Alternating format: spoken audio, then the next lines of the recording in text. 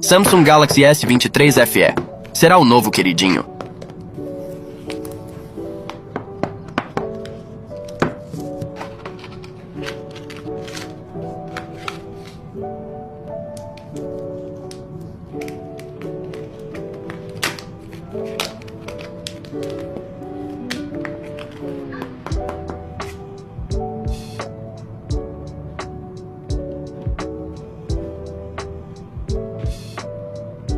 Na moral, achei ele muito lindo.